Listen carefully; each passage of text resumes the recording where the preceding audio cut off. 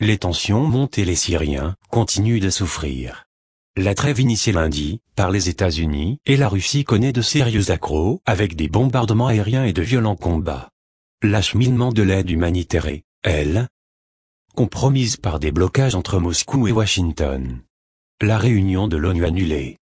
Le Conseil de sécurité devait se réunir vendredi soir à New York mais il ne l'a finalement pas fait à la demande de la Russie et des États-Unis.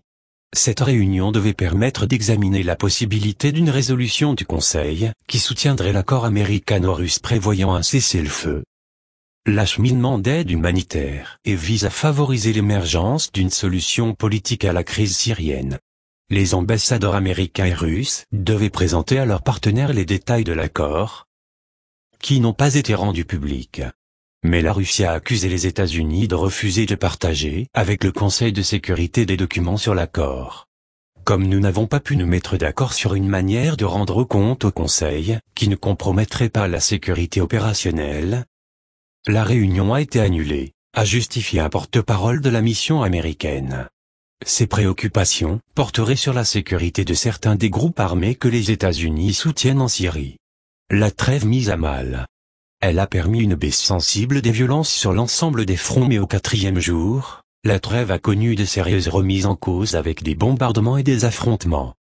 3 personnes, dont 2 enfants, ont péri à Khan Sheikhoun, une localité rebelle de la province d'Idlib nord-ouest, dans des frappes menées par des avions non identifiés, d'après l'ODE, Observatoire syrien des droits de l'homme. Une source militaire a fait état d'affrontements intenses dans la périphérie de Damas, où l'armée syrienne a bloqué une tentative des rebelles d'entrer dans la capitale par le quartier de Jobar. Les combats ont tué 3 combattants rebelles islamistes et 4 membres des forces du régime, selon l'ODE. Alors qu'une décision était attendue sur la prolongation de la trêve, Moscou et Washington ont affiché leurs divergences. Bien que le cessez-le-feu soit un accord bilatéral, seul un des belligérants le respecte véritablement, a déclaré dans la journée de vendredi le général Igor Konashenkov, porte-parole du ministère russe de la Défense. Il parlait du régime syrien, allié de Moscou. Le général a toutefois indiqué que la Russie était prête à une prolongation de la trêve de 72 heures.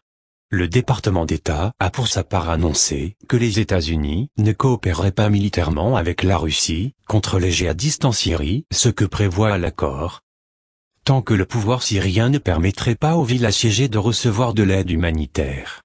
Des camions de nourriture bloqués. Faute de garantie de sécurité suffisante, des camions remplis de nourriture et de médicaments pour les habitants d'Alep sont toujours bloqués dans une zone tampon entre les frontières turques et syriennes. Le secrétaire d'État américain John Kerry a condamné, lors d'un contact téléphonique avec son homologue russe Sergueï Lavrov, les retards répétés inacceptables de l'aide humanitaire.